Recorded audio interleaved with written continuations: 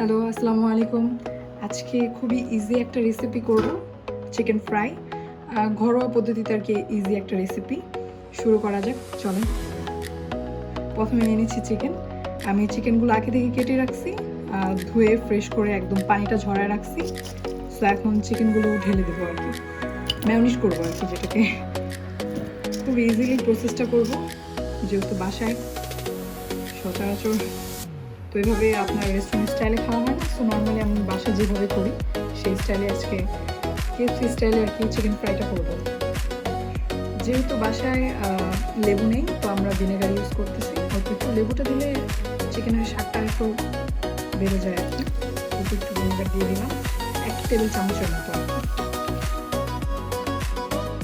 Vinegar দেওয়া শেষ, এখন দিয়ে দিব 1 টেবিল চামচ আদা রসুন পেস্ট, পরিমাণ মতো জিরার গুঁড়া, পরিমাণ মতো কালো গোলমরিচের গুঁড়া, হোমমেড সিক্রেট মশলা।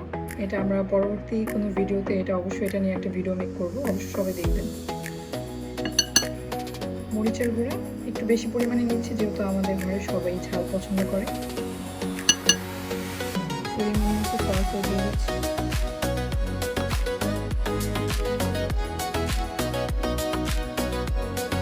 পরিমাণ মতো লবণ দিয়ে দিচ্ছি। ডিম দিয়ে দিচ্ছি। সব কিছু দেওয়া শেষ, এখন আমরা ম্যারিনেট করে দেবো। হাত দিয়ে মাখিয়ে নিলে বেশি ভালো হয়, সুন্দরভাবে মাংসটা ম্যারিনেট হয়ে যায়। মাখানো শেষে ফ্রিজে রেখে দিলাম। পরিমাণ মতো ময়দা দিয়ে নিলাম, যেহেতু আমি ক্রিসপি ফ্রাই করবো এর জন্য ময়দা দিয়ে দিলাম পরিমাণ মতো কালো গোলমরিচের গুঁড়া, মরিচের গুঁড়া, হালকা একটু জিরার গুঁড়া।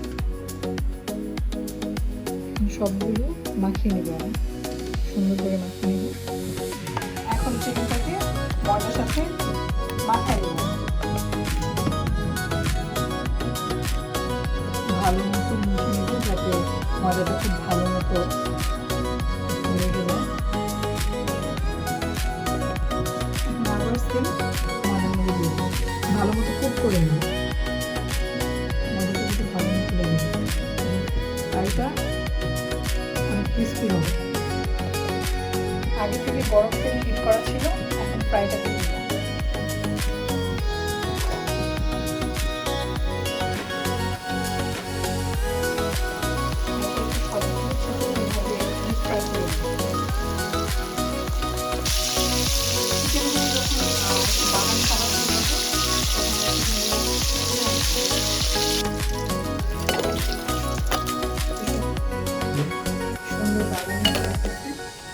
চিকেনগুলো অনেক জুসি, খুব ইজিলি বাসায় কেএফসি স্টাইলে আমরা চিকেন ফ্রাইটা করে ফেললাম।